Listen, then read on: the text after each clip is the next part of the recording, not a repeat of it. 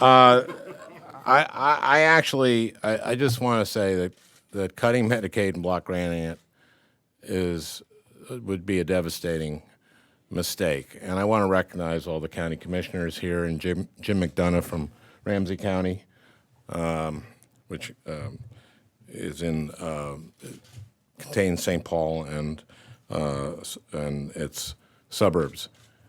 One thing we haven't talked about today, what Medicaid, a big part of what Medicaid does is provide long-term care for seniors.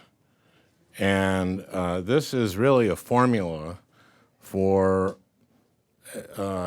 not just seniors, but for their families and their children to basically, get a room ready. Because if states don't have the funds and the counties don't have the funds, there are going to be a lot of seniors who are moving back in with their children. And so this is, I just think Americans should understand this, that you may not be capable of taking care of your parent who may have dementia or may have need 24-hour medical care, but guess what? The logical extension of this is that there will come a time when many seniors who need nursing home care may very well have to move in with their children who have no capacity to deal with a parent who has the kind of medical issues that you need when you go to a nursing home. And I just want everyone to contemplate that.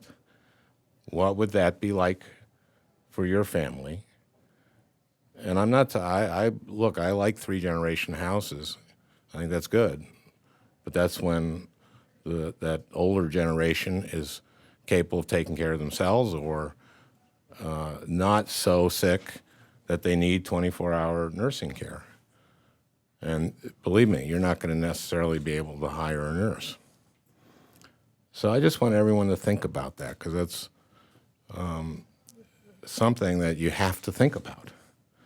And this is a disaster, and I can repeat what Bernie said. This is going to be, this is paying for to make these kind of cuts and to make the kind of cuts that he's talking about in Medicare.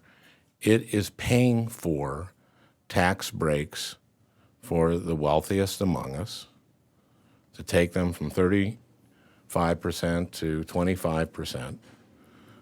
And it makes no sense.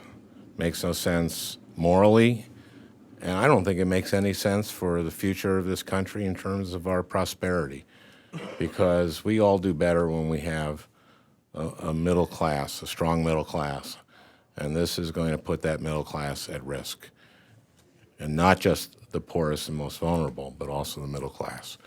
So, huge mistake.